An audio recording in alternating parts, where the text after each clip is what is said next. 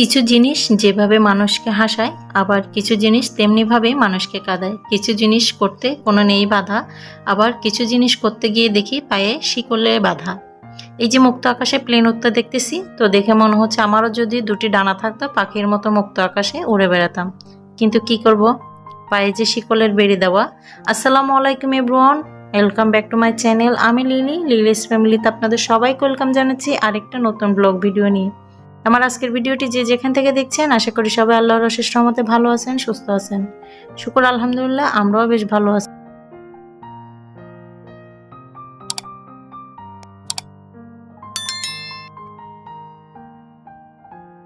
ছোট মাছ আমরা অনেকেই পছন্দ করি, তবে পরিষ্কারের ঝামেলা মনে হয় দেখে অনেকেই কিন্তু এই পরিষ্কার করে খেতে হবে, সেই জন্য কিন্তু অনেকেই এই ছোট মাছ নিতে চায় না বা খেতে চায় না। তো আমি কিভাবে পরিষ্কার করি সেটাই আজকে আপনাদের সাথে শেয়ার করব। এই যে কিছু জিনিস ফলো করে যদি বা কিছু টেকনিক ফলো করে যদি আপনি মাছগুলো পরিষ্কার করেন, তাহলে কিন্তু খুব সহজে এই ছোট মাছগুলো পরিষ্কার করে নিতে পারবেন। তো আমি যেভাবে পরিষ্কার করি সেই টেকনিকটা আজকে আপনাদের সাথে শেয়ার করব। আশা করি আপনাদের ভালো লাগবে। আর ভালো লাগলে প্লিজ ছোট্ট একটা লাইক দিয়ে তারপর ভিডিওটা কন্টিনিউ করবেন। আর আপনি যদি আমার চ্যানেলে নতুন হয়ে থাকেন, তাহলে আমার চ্যানেলটা সাবস্ক্রাইব করে নেবেন এবং আমার পরিবারের পাশে থেকে যাবেন। আপনি যদি অলরেডি এই কাজটা করে দিয়ে থাকেন, আপনাকে জানাই অসংখ্য ধন্যবাদ।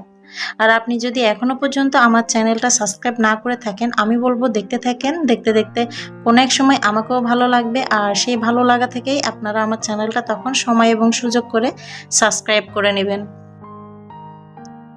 তো এই ছোট মাছ পরিষ্কারের ক্ষেত্রে আপনার যেটা প্রথমে খেয়াল রাখতে হবে সেটা হচ্ছে গিয়ে যে জালিটা নিছি আমি, এই জালিটার ছিদ্রটা একটু বড় বড় হতে হবে, সেটার দিকে আপনার খেয়াল রাখতে হবে। আবার যেন মাছ বের হয়ে না যায় ওটাও খেয়াল রাখতে হবে, যেন যে ছোট ছোট ময়লাগুলো থাকে সেই ময়লাগুলোই যখন পানির মধ্যে দিয়ে আপনি এভাবে লাড়াচাড়া করবেন, তখন যেন ফাঁক দিয়ে এই ময়লাগুলো বের হয়ে পানির সাথে চলে যায়, ওরকম একটা জালি নির্বাচন করতে হবে আপনার প্রথমে। আর তারপর হচ্ছে যখন দেখবেন ছোট ময়লাগুলো চলে গেছে, আর তখন হচ্ছে গিয়ে এই দুই একটা যেটা বড় ময়লা থাকবে সেটা হচ্ছে হাত দিয়ে আস্তে আস্তে পরিষ্কার করে নিতে হবে। এরপরও হচ্ছে গিয়ে এই যে পানির স্পিডটা একটু বেশি বড় করে ছেড়ে দিবেন। আর আমি যেভাবে পরিষ্কার করতেছি লাড়াচাড়া করে, এভাবে 2-3 মিনিট ধরে একটু লাড়াচাড়া করে পরিষ্কার করে নেবেন। তাহলে দেখবেন যে যে ছোট ছোট যত ময়লা আছে সব কিন্তু পানির স্পিডের সাথে বাইরে চলে যাবে, মানে এই যে জালের ছিদ্রগুলো দিয়ে। এই যে আমি পরিষ্কার করে নিচ্ছি, এভাবেই করে নিলে দেখবেন যে মাছ সহজে খুব তাড়াতাড়ি অনেকগুলো মাছ আপনি পরিষ্কার করে নিতে পারবেন। একদম ময়লা থাকবে না, আমি বলতেছি একদম ময়লা থাকবে না। আপনারা বাসায় যদি 2 একবার ট্রাই করেন, নিশ্চয়ই বুঝতে পারবেন এটা কতটা ভালোভাবে পরিষ্কার করা যায়। আপনি যদি এই টেকনিকগুলো ফলো করে পরিষ্কার করেন মাছ, তাহলে দেখবেন 15 থেকে 20 মিনিটের মধ্যে আপনি 1 কেজি মাছের মতো পরিষ্কার করে ফেলতে পারবেন। যেহেতু ছোটো মাছে একটু ময়লা বেশি থাকে, তো সেই জন্য বললাম আমার কিন্তু এই 1 কেজি মাছ পরিষ্কার করতে সর্বমোট 20 মিনিটের মতো সময় লাগছে। তো আমার বাচ্চারা হচ্ছে চুল কাটার জন্য বাইরে গেছে আপনার ভাইয়ের সাথে, তো সেই ফাঁকে হচ্ছে আমি মাছগুলো পরিষ্কার করে নিলাম। এই যে দেখেন আমি পরিষ্কার করার পর আপনাদেরকে দেখাচ্ছি। এখানে কিন্তু আমি মোটেও স্কিপ করি নাই বা টেনে টেনে আপনাদের সাথে শেয়ার করি নাই, তাহলে বুঝতে অসুবিধা হবে সেই জন্য। তো এভাবে হচ্ছে আমি সম্পূর্ণ মাছগুলো পরিষ্কার করে নিছি। এই যে দেখেন এক বক্স, আরেক বক্স হচ্ছে আমি পরিষ্কার করে অলরেডি ফ্রিজে রেখে দিছি। আর এটা রাখার সময় কিন্তু সামান্য পানি দিয়ে সংরক্ষণ করবেন, তাহলে কিন্তু টেস্টটা ভালো থাকবে, মানে মাছের যে স্বাদটা থাকে সেটা নষ্ট হয় না। এদিকে হচ্ছে আজকে ভাবছিলাম দেশি মুরগি রান্না করব, তো আপনাদের ভাইয়া হচ্ছে মানা করছে, আর ছোট মাছও রান্না করতে মানা করলো। তো সেই জন্য মাছ মাংস বাদ দিয়ে এই যে কিছু মরিচ ভর্তা করব, আর হচ্ছে গিয়ে ডাল আলু ভর্তা। এই যে সাদা সিধা বাঙালির খাবার। তো ভাই আপনাদের ভাইয়ের হচ্ছে মানে কোনো কিছু খেতে ইচ্ছে করতেছে না, কেমন জানি লাগতেছে, ওনার ভালো লাগতেছে না। তো সেই জন্য আমি চিন্তা করলাম আজকে একদম সিম্পল যে খাবারটা আছে সেটা করা যায়। তো সেই জন্য হচ্ছে এই যে ডাল আলু ভর্তা আর হচ্ছে মরিচ ভর্তা রান্না করছি আজকে। আরেকটা জিনিস আপনাদের সাথে শেয়ার করতেছি, সেটা হচ্ছে আমি ডালে রান্নার সময় যে ফোড়নটা ব্যবহার করি সেটাই আপনাদের সাথে শেয়ার করব আজকে।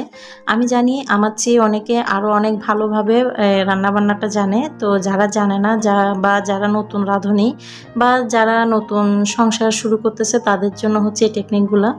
এই যে ডাল বাগার দেওয়ার সময় রসুনটা কিন্তু আমি কিছুক্ষণ ভেজে নিছি। এখানে কিন্তু অনেকে এই ডাল বাগার দেওয়ার সময় পেঁয়াজও ইউজ করে, আপনারা চাইলে করতে পারেন, তবে আমি পেঁয়াজ ইউজ করি নাই। পেঁয়াজ হচ্ছে যখন সিদ্ধ করছি তখন হচ্ছে দিয়ে দিছি। আর তারপর হচ্ছে রসুনের সাথে 2টা তেজপাতা, আর রসুন যখন ভাজা শেষ হয়ে গেছে তখন হচ্ছে সামান্য একটু জিরার গুঁড়া ইউজ করছি। এভাবে ডাল বাগার দিয়ে খেয়ে দেখতে পারেন, আমি আশা করি আপনাদের কাছেও ভালো লাগবে। এই যে 2 মিনিট ভেজে নিলাম, আর তারপর হচ্ছে ডালটা বাগার দিয়ে নেব। আমি জানি আমার চেয়ে অনেক ভালোভাবে রান্নাবান্না জানে অনেক আপু আছে। তো সেই সব আপুদের উদ্দেশ্য নয়, যারা জানে না বা নতুন সংসারে জীবন শুরু করছে তাদের জন্য হচ্ছে আমার এই ছোট ছোট টেকনিকগুলো আমি আপনাদের সাথে আজকে শেয়ার করলাম।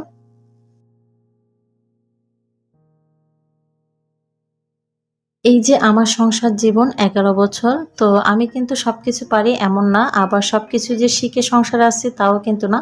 আমিও কিন্তু অনেক সময় অনেকের থেকে অনেক কিছু দেখে দেখে শিখছি, তারপর হচ্ছে এখন মোটামুটি পারি, পরিপূর্ণ পারি বললে ভুল হবে। তো এর ফাঁকে হচ্ছে গোসল করা, বাচ্চাদেরকে গোসল করানো, নামাজ পড়তে পাঠাই দিছি। আর তারপর হচ্ছে মা মেয়ে দুজনে বসে বসে আলু ছিলতেছিলাম, ওই যে আলুগুলো সিদ্ধ করে রাখছি। অনেকে হয়তো বা বলবেন যে আপু তো আজকে অনেকগুলো আলু সিদ্ধ করছে, এতগুলো আলু কে খাবে।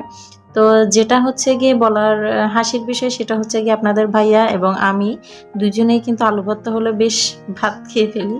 তো সেই জন্য হচ্ছে একটু বেশি করেই হচ্ছে আলু ভর্তা বানায়। আর অনেক সময় দেখা যায় যে আপনার ভাইয়া আলু ভর্তা এই ভাত খাওয়ার পরও বিকালে রুটি বা পরোটার সাথে খেতে ভালোবাসে, তো সেই জন্য একটু বেশি করে বানায় নিলাম। এই যে মরিচগুলা দেখতেছেন, মরিচগুলা ভেজে সাথে সাথে হচ্ছে এই যে করি নাই, এই ডলে নি নাই।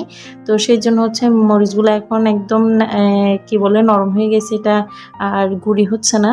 তো তারপরেও কচলায় কচলায় মোটামুটি করে গুঁড়ি করে নেওয়ার চেষ্টা করতেছিলাম। তখন করি নাই হচ্ছে গিয়ে মেয়ে আছে, তো হাতে যেহেতু ঝাল লাগবে তখন মেয়েকে ধরলে অনেক সময় দেখা যায় যে মেয়ের গায়েও লাগতে পারে বা জ্বালা পোড়া হতে পারে, সেই জন্য হচ্ছে তখন এইটা কাজটা করি নাই। এখন হচ্ছে মেয়েকে ভাত খাওয়ানোর পরে হচ্ছে ঘুম পাড়ায় দিছি।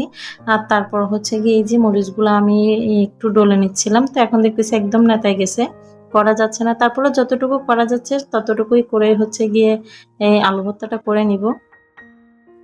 এই যে আমার সংসারের কাজগুলো আমি যে একসাথে করি আর সবকিছু যে একসাথে আপনাদের শেয়ার করি, এটা কিন্তু একদম এমনই না।